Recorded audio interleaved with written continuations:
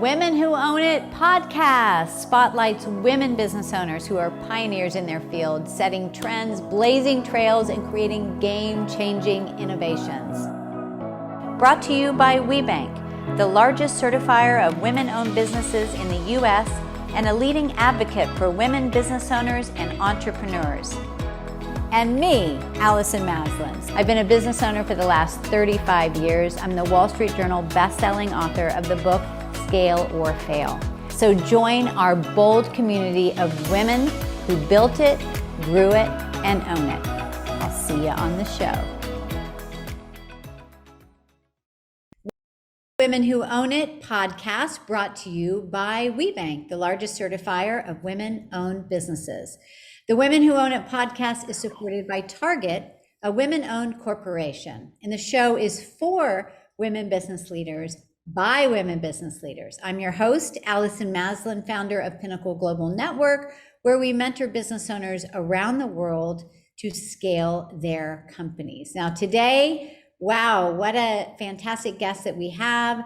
We have Amalia Moreno-Damgaard, who is a bilingual spokesperson and media personality. She's a consultant, she's a keynote speaker, award-winning author, and a chef entrepreneur that has just come out with 2 incredible cookbooks.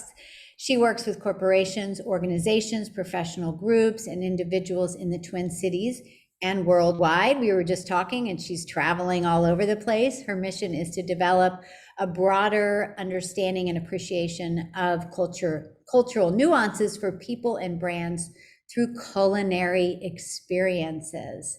So Amalia, welcome to Women Who Own It. Wow, what a welcome. Thank you so much, Allison. Thank you for having me. Yeah, thank you for making the time to be here today. I'm so excited to learn everything that you are up to. Now, you were inspired by your grandmother to start, you're being a chef and all your culinary inspiration. Can you tell us how she inspired you to move towards this path? Yes, my grandmother is my North Star. If you have a North Star, if you have a core in your universe, it's a wonderful thing to have, because she has been my inspiration since I was very young. Say 6, 7 years old, my parents got divorced, and my siblings and I ended up living with my grandmother, who lived in a remote town in a town called Quesaltepeque, Chiquimula, closest to the border with El Salvador. Little did I know then that she would become my inspiration for life. My siblings and I were with her for a while, and then they returned to Guatemala City to be with my mother, and I remained with my grandmother for whatever reason. It wasn't my choice, and certainly I didn't want to be separated from my siblings. But I think that I look at it now, and it was a blessing in disguise, because this woman not only was an excellent cook and very geared towards healthy cooking, healthy eating. She made everything we ate at home, but she also was an entrepreneur. So I think the entrepreneurial blood that I have in me also comes from her, because she ran a variety store in her hometown that catered to the needs of the community. So I used to help her at the store, and I used to help in packaging, salt, and different things that she bought in bulk to sell in retail. And so for me, this was what you did back then, because this is my grandmother's lifestyle. She has a store, and then she goes to the market often, and I go with her. So I learned how to choose fresh vegetables. I get exposed to a great variety of fresh foods early on.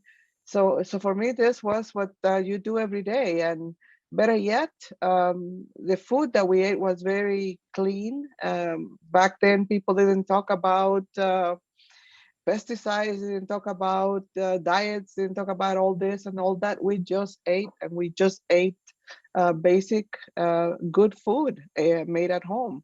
So all that good core is what I have in me today, that I have developed and that I use to reconnect to my culture. Because to me, ever since I left Guatemala, I left part of me there. And when I came to the States, I didn't realize it, that I had lost part of myself. I had lost my part of my identity. It was not until several years later that I realized that, I am growing into a different person, but I am growing into a different culture as well. So after a while, I started embracing both cultures, and now I am totally comfortable being here and being there. But I still have Wow. that strong sense of reconnecting. I was just there in Guatemala. A couple of weeks ago, and then after that I went to Mexico, and I traveled down there uh, for business reasons, and also for reconnecting myself to the culture, for visiting my family. And for me, it's become a necessity, because the more I have reconnected, the more I learn about my own culture, the more I still feel that I need to know. There's a lot more to know. Yeah, wow, that's beautiful. I think we all need to have that North Star in our life one way or another. My father was my North Star and grew up, he had his own business as well, and worked there and just hung out and feeling the energy I'm sure you got from your grandmother as well, those unspoken things that you picked up from her, I'm sure have really helped to guide you along the way. And so now you started in the banking business Mhm, and then you reinvented yourself. And so what was the impetus for you? I mean, banking to mhm. culinary and speaking and all that is just, it's almost the total opposite. What was the impetus for you to take your passion and your mission and turn it into a business? Yes. So when I just came to the US from Guatemala, I didn't know what I wanted to do with my life, with my career. I knew that I had this passion for food. I love to eat healthy. I love to cook and entertain all the time, regularly. But my sister, my oldest sister, was in banking in Guatemala City. And so she was my inspiration. So when I came to the US, and this is in Kansas City, I decided to apply at the international department of a bank. And then a week later, they called me in for an interview. And then 2 weeks later, I was hired. I was already working in the international department of a bank that is now part of a larger bank. Um, and that was one of the best things that happened to me early on, coming to the States. And I'll tell you, because the business core, strong business core that I acquired in banking, having spent almost 20 years in the trade finance slash international banking operations division of a total of 5 banks, as a result of mergers and acquisitions in the process, and moving from Kansas City to San Luis and eventually to the Twin Cities. I learned different things at each institution, and also I rotated within the international department of the first bank where I worked. This allowed me to learn operations and eventually progressed into sales. And to be able to sell, you have to know what you're selling. And so for me, that was a natural transition. And then there was an opportunity to start a small international department at a community bank. And I joined forces with another woman who used to work at the bank where I worked, and she was already at this other bank. And we started an international department for this community bank. And so that was applying all the learning that I have had so far, and in starting something new. And so for me, it was again something that felt right. And perhaps this entrepreneurial fever that I've had in me has always been there, fueled by what I saw growing up and through a nurturing grandmother, and through a luchadora, which is a woman that fights to survive. She doesn't need anybody to help her. She's divorced and she never remarried, and she can do it on her own. And so, I saw her strength, and I think that along the way I absorbed a lot of that.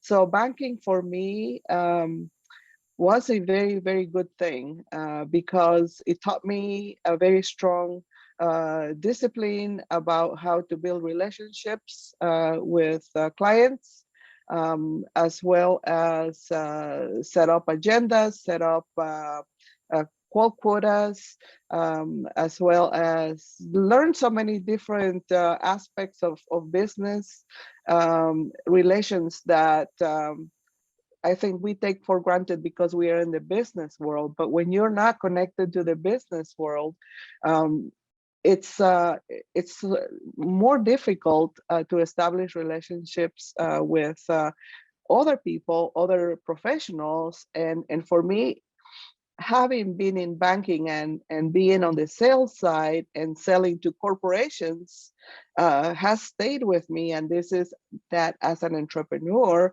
it has allowed me to be an entrepreneur in my own company and kind of doing the things that I did in banking, reach out to people by phone. I'm not shy because I did sales for a long time, and I learned not to take rejection personally because it's all business, right? Right. So a lot of these things A lot are of this what you I brought up. apply. Yeah. Yeah, that's powerful, and look, banking, cash flow, all those things are kind of important to business. So it's great that you were able to carry that forward, all of those skills that you acquired over the years and combine them with your passion. Now, you use your culinary background to bring, or you're using it to bring awareness and education about Latin history and culture. Share with me and the listeners about your why and what you hope this awareness will create.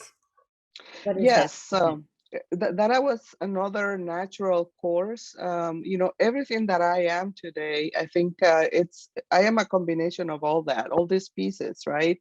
I am the Guatemalan immigrant. I am the banker. I am the little girl that grew up with her grandmother cooking and eating good foods and being in the store, um, having all these pieces from operations, sales, and everything. Um, have been in my head for a long, long time. So when I left banking behind, and I I decided to become a full-time entrepreneur. But when you decide to become a full-time entrepreneur, oftentimes there are so many gray areas. There are many gray areas when you are in a job sometimes, but when you become an entrepreneur by your own choice, it's probably even grayer. Why? Because where do I start? Where do I go? And what's the right thing to do? Do I get a mentor? Do I do this? Do I do that?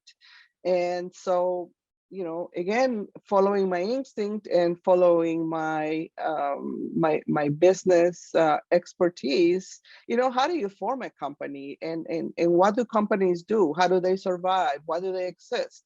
I realized that, there has to be a need that has to be met, right? And I should have a mission of some sort, and that can be my guiding star, my North Star for my business. I already have a North Star which is my grandmother, but now I need a North Star for my business, and so I need to establish a mission and a vision Yeah. for where I want to go. And that mission has been there from the very, very beginning up to now. I have tweaked it very, very lightly, but that mission has been with me for a long time. And what motivated me to start my business and to create the mission is a lack of misunderstanding of the Latin culture. When I just came to the US, even in banking, people would ask me regularly, Amalia, where are you from? And I would say, I'm from Guatemala. And oftentimes I encounter, where is that in Mexico? And I said, I have to do something about this someday. And I did. And that's my mission, to help organizations, corporations of all sizes develop a broader understanding and appreciation of Latin cultural nuances through speaking, consulting, and through gourmet experiences. For me, the natural thing to do is also to do it through food, because that is my core passion. And I combined that with, my business mission, and that wasn't enough to bring my voice out there. I felt that to make my voice stronger, I needed to write my first book. And then after I was finished with my first book, I felt that I had a lot more to say. And so I published my second book last year, October of 2021. And my voice is amplified through my books now, and through speaking, which has been another natural course as a result of my books. Oftentimes, people that become authors also become speakers. And again, this comes from banking. I used to give presentations, sales presentations. So for me, this is, it's just, I've done this before, I can do this. It's just a different, field, but it's the same thing, right? It's the same platform. So for me, it was an opportunity to bring awareness about the Latin culture in a good light, with a beautiful culture. And I think that there is some misunderstanding about who we are, not knowing the difference between a Guatemalan and a Salvadorian and a Mexican and an Argentinian.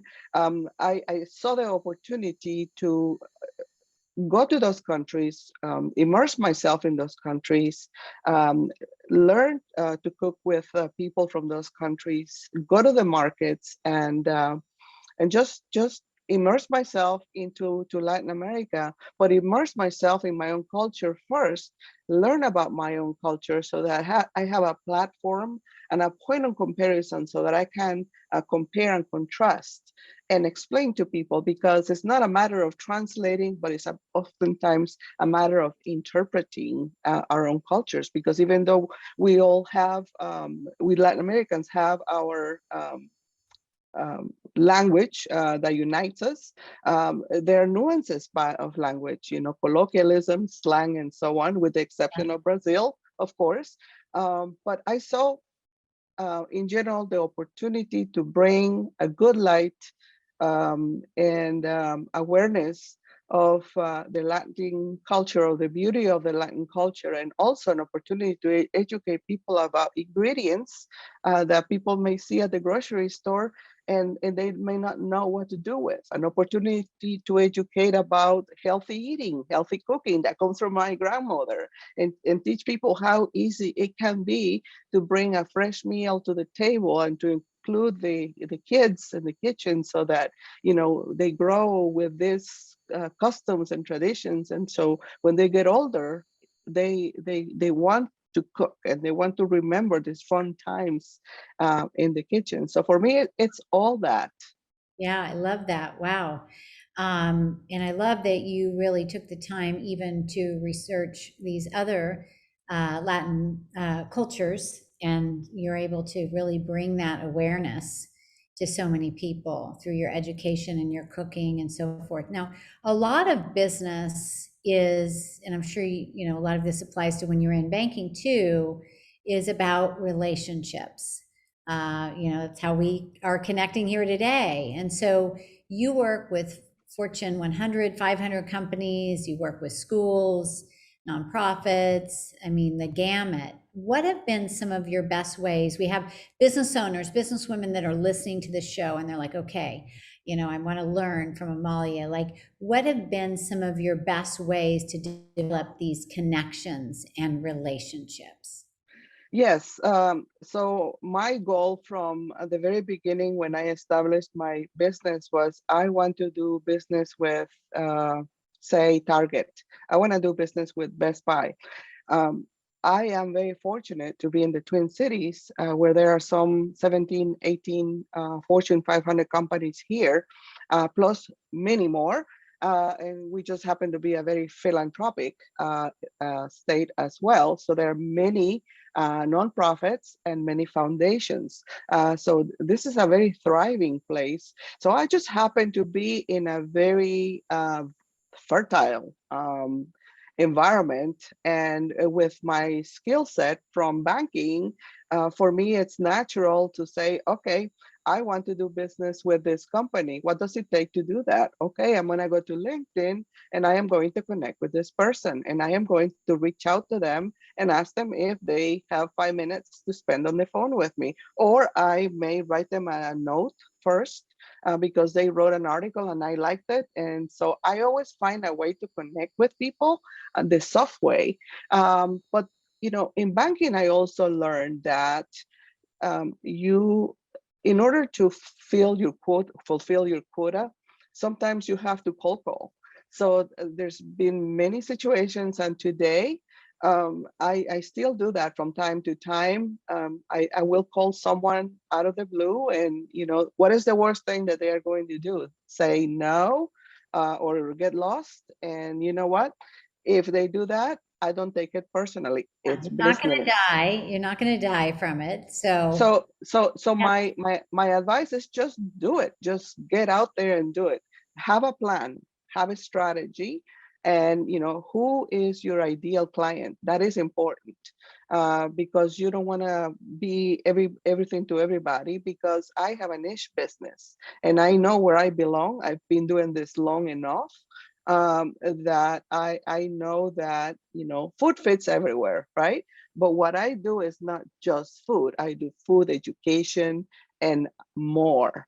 And so I strategically search for opportunities, and that is, I mentioned LinkedIn, that's one place, but I go to a lot of networking uh, events as well, through the chambers of commerce, through professional organizations. So I would say that in order to survive, in order to grow, you need to get out there in one way or another. You need to get out there in a positive way on social media. You need to get out there on in person, connecting with people in person, because that is still, the old-fashioned, one of the best ways to connect with people. When you see someone face to face and you're able to look at them in the eye. I remember when I was in banking, I took so many professional sales training classes, and so they teach you how to read body language. They teach you how to grab opportunities as soon as they happen. So what I'm trying to say is there are so many different ways to identify opportunities out there. Sometimes I'm reading an article on the newspaper, or I may take the time to read something on the Huffington Post, and something that I'm interested in, and maybe that if there's an article there, and then there is someone that can connect me to someone else that I am trying to locate. I try to be a bridge for people, a connector, and I also like to reach out to people and ask them to connect me with someone else. So Yeah. don't be shy. Just get Yeah, out there. that's such great advice. And I love that you talk about picking up the phone. And I think people have, when you're on a call, somebody has to make a decision. And I think people can shy away from that and our Mhm. fear of that rejection, like you said. So they will kind of hide on social media or things like that. But that's not really getting that momentum as quickly. It's fine. It just takes a lot longer. So I love the fact also that you're reaching out and saying, how can I support you? And also being a giver as Mhm. well. So all of that is such great advice. And you've done really well in creating a personal brand as well. And I know you've done radio, you've done television, you've done speaking engagements, all of those things, together add up. Yes, if I may add, I think another important aspect of my career, and this is something that happened naturally also as I began my international banking career, is serving on boards. I have a very long history of board service, and that has been a good thing for me. It has been an opportunity to grow personally and professionally, but you meet people at boards that you may not meet anywhere else. Oftentimes, these are key people in companies. And so for me, it has been a win-win situation. I give my time and talent to many organizations, and I gain a lot in return. I also mentor. I've mentored scores of women in the past through Women Entrepreneurs of Minnesota. It's a group that I co-founded, a 501c6 nonprofit fostering women entrepreneurship here in the Twin Cities through leadership education and mentoring. And this nonprofit has been around for 15 years, over 15 years now. And I have passed the baton to two presidents now, and it continues to do well. Why? Because entrepreneurship and women continues to grow, especially now. And then the Latino women, it's growing very rapidly as well. So it's interesting to see what is happening in my city, because in 2001, when I moved here, it was a very homogeneous state, and diversity has increased. And as a result of that, we have seen foods, different cultural foods come into play, restaurants, but also other needs have opened up for to support diversity and inclusion. And ever since the last 2 years with the tragedy that happened here in 2020, the diversity, the inclusion has been happening even more, and it's a good thing. Yeah. Yeah, no, I love that. I'm all about mentoring. That's what we do. And I have a mentor, and I just think that it's what you're doing and what you've done and created, Amalia, that's a legacy. So it continues to live on and make a big difference. Now, you're all about taking risks. You came to this country, you've put yourself out there, taken big leaps. What was one of the biggest mistakes, like looking back, that you made maybe in the earlier times in your business that really paved the way for you to where you are today? Like maybe it was a big lesson that you Mhm. Yes, sometimes when you don't reach out and you don't ask for help, it can take you twice as long to had. get somewhere. That is one of the biggest. As I look back, and we have all made mistakes of different kinds, financial certainly, but the financial ones don't hurt as much as the ones that have to do with time, because you cannot gain time back, right? Yes. So I remember early on in my entrepreneurial career, when I just started, I had all these hopes and dreams, and I still do. And I had this vision, and I felt this opportunity around me. I didn't know how to put my arms around it, and I was frustrated. I would drive my husband crazy, who is also a banker and a good sounding board. Thank goodness, because he's a good advisor. But one of the biggest mistakes, I think, is not having seeked out a good mentor and earlier in my career.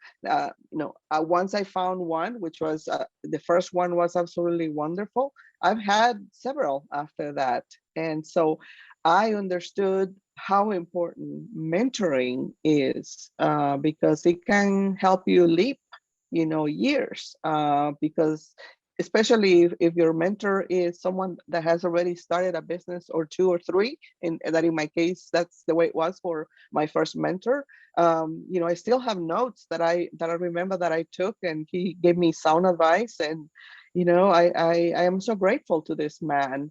And because of that, I have this um, responsibility to give back, and yeah, I think it's part of who I am too. I love to be around people, and I want people to do well. Yeah, thank you for that. And it's just so, so true. I mean, we can spin in circles trying to figure things out. And running a business can be lonely, you know?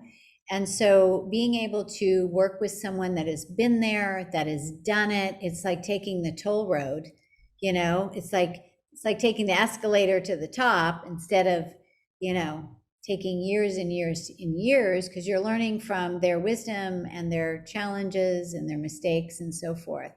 So I think people are afraid to ask for help a lot of times, or they think that is a weakness when it really is a strength Mhm. to, that's what successful people do.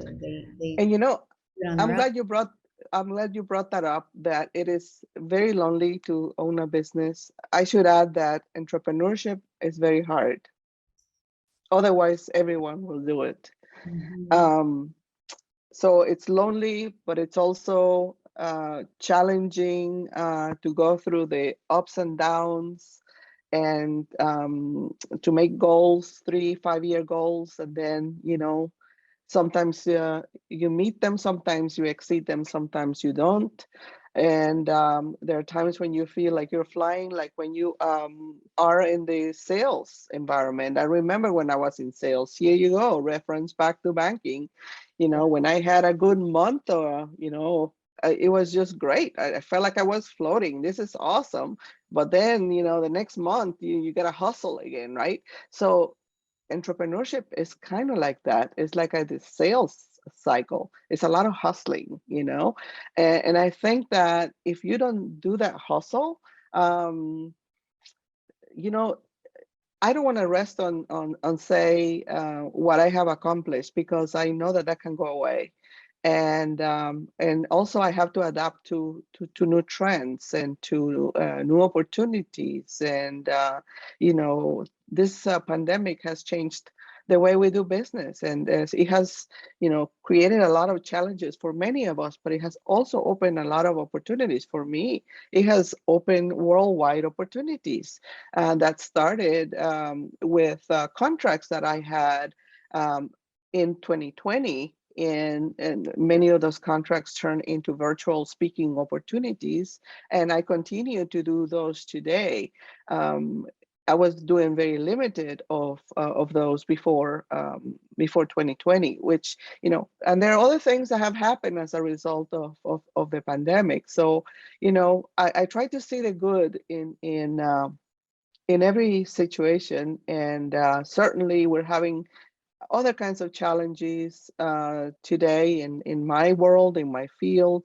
Inflation has made food very, very expensive. Supply chain issues have created shortages at the grocery store. It's frustrating. I think we're spoiled here in this country. When I was comfortable for such a long time, I know where to go get this, where to get that, and blah, blah, blah. And today I had an experience, and very frustrating, because, those secure places where I used to shop don't stock many of those things because they're not available, or they are on back order. Mhm. And so we're learning to adapt to a lot of this, and but all is good, and I think this is the challenges that keep us alive, and that keep us thinking, you know okay, how am I going to overcome this challenge? Am I going to let that bring me down? Or am I going to figure out a way to go around it and continue my journey and to do better next time? And I think that as an entrepreneur, I continue to have that drive and that fever even today, after all these years, that I love what I do, and I think it's a passion for food, culture, education, history, and educating people about eating healthy. And what a great way to connect with people than through food. Yeah, no, 100%. And, if there's anything we learned from the pandemic is that we're resourceful. We will figure out a way. And the same thing with the supply chain issue, inflation, all of these different things that are, coming up and so forth. It's like, okay, this is how we've always done it before, but we're going to need to pivot and we're going to need to find a new solution. And that brings me to my next question is, one of your talks you do, this breaking the glass kitchen ceiling. I love that. And I do think that a lot of business growth is mindset, right? The story we tell ourselves, I can do this, I can't do that. This doesn't work for me. What do you feel it takes for a businesswoman to break through their ceiling, that mindset ceiling, really to grow their company? Excellent question. I think that part of that can be cultural. When we come from other cultures, when we are born and raised in other cultures, especially the Latin culture, that not necessarily encourages or supports entrepreneurship, first of all, but also women have a different role in society, and women are protected a lot more than men are, and so women tend to fear opportunities and take risks, in part because of that, and also because we come from a collective society. A collective society is the family. Decisions are made as a family, and if I do this, my mother is going to be upset, my grandmother is going to do this, or how am I going to affect the nucleus of the family? When you remove yourself from that and you come to the US, you move into an individualistic society in which is a me culture. I fend for myself, I support myself, I have to fight for myself. So I think that it's part of that. But even in this US culture, there is still a little bit of a fear of taking risks for women, because this is still a male-dominated society. The world is still a male-dominated society. So until we reach equality, true equality, I think some of those fears will continue.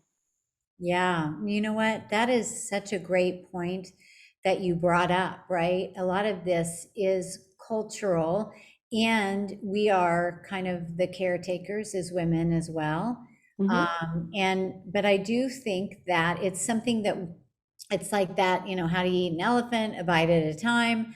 I don't really like that analogy, but it's like, okay, let's stretch ourselves here. Let's begin to build the confidence to do things that are uncomfortable. You don't have to do everything, but pick those areas and to show that you are able to do it. I also think surrounding yourself with other people that are making things happen, like WeBank, speaking of, and this is the 25th anniversary of WeBank. And having other amazing business owners around you that are making things happen. How has WeBank been a part of your business growth journey? I have been certified for a number of years now, and I have used the certification in a good light, and I'll tell you what I mean by that. There's a perception out there, if you're certified, you're a going concern. You're a serious business, but also here you are. If WeBank says you're okay, company is going to let you in easier through their door. I was already connecting with Fortune 500 companies before I became certified, but what attracted me to WeBank was the fact that it's very active here in the Twin Cities, and I started going to some of the meetings, and also, as you said, your peer circle. some of the women that I was in the circle early on when I became certified, we're all certified. And so I think it's one of these things that you say, this is a good thing, I want to do it. You want to imitate good behaviors. I certainly don't want to lose my certification. I want to continue to use it, and I use it again in a good light. And I think that corporations recognize that. I use the logo any whatever I can in my website. I'll tell you, I have it on my books, and certainly it's on the back of my book. I don't know if you can see that there. It's a little blurry, but it's in the back of my book. It's in the front of my other book, and so for me, it's been a feather on my cap. That's awesome. There's so many ways that WeBank supports us, WBEs, in relationships with one another, and the corporations, the classes, everything. So for those of you listening, if you're not certified yet, get certified. Absolutely. Now, as we are kind of wrapping up this amazing interview, what are some things that you're excited about, Amalia, in the future for your business? What are you creating these days? I am excited about promoting my second book because it's still fresh off the press, published in October of 2021, and I worked on it in the middle of or the worst of the pandemic. And so that is one of my main goals right now, promoting it internationally. I launched it in Guatemala City about 2 What is weeks. the name of the book so we can all look for it? Amalia's Mesoamerican Table, Ancient Culinary Traditions with gourmet infusions. It's a book centered on the south central part of Mexico and Central America that has commonalities in culture, traditions, and linguistics, and that's where the name Mesoamerica comes from. But it's the relationship of all these indigenous cultures and how our staples and ingredients and foods relate to each other, how they compare, how they contrast. And then there's a connection to parts of South America there too. My first book is called Amalia's Guatemalan Kitchen, Gourmet Cuisine with a Cultural Flair. And that is Guatemala-centric, and its culture is history, traditional, healthy recipes. And there wasn't a book out there like it, so I wanted to be able to tell this story from my own perspective, being an immigrant and uh, having so much passion about my culture and my food. I want this to be the legacy for my family, for my son, and I've been very blessed that it has been very well received.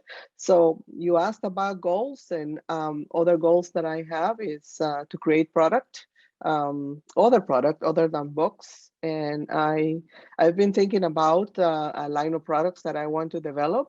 And so right now, I would like to identify the right partner to help me think through that. Well, I love that. I think now people are hearing because you may get some people that reach out to you on that. So that's Wonderful. fantastic. Yeah. Well, I love what you're up to, and this has really been inspiring. I want to get your books. And so, as we are wrapping this up, what is the last piece of advice, Amalia, you would like to leave with our businesswomen listeners today? I'll say don't give up, and it takes time. It doesn't happen overnight. Be patient, uh, be consistent, be out there, become visible, and raise your hand often, and reach out to people, connect with as many key people that you can, because that is how your business is going to start to grow, and eventually it will become a natural thing to do, and you'll start to love it. Well, this has been great. I mean, we touched on so many things, really following your passion, your mission, taking your lessons from your past and carrying them forward like you've done in banking. Also, just your boldness. I love that of you reaching out to people and building relationships and opening doors. And you're really a trailblazer. So thank you, Amalia, for being here today on Women Who Own It. Thank you, Alison. I appreciate the time speaking with you today. Thank you. And for those of you listening, if you enjoyed the show and you have not subscribed to this Women Who Own It podcast, definitely subscribe. Share this with other women business leaders. And if you are saying, okay, you've talked about mentorship, or I want to learn how to grow and scale my company, I actually have a gift for you. And that is a copy of my book, Scale or Fail. Yes. So we're going to send you a free copy of this. It's a Wall Street Journal bestselling book. All you need to do is go to scaleorfail.com/WeBank, WBENC, and we'll send it to you free of charge as our gift. And until next time, get out there and elevate yourself because you are worth it. Bye, everybody.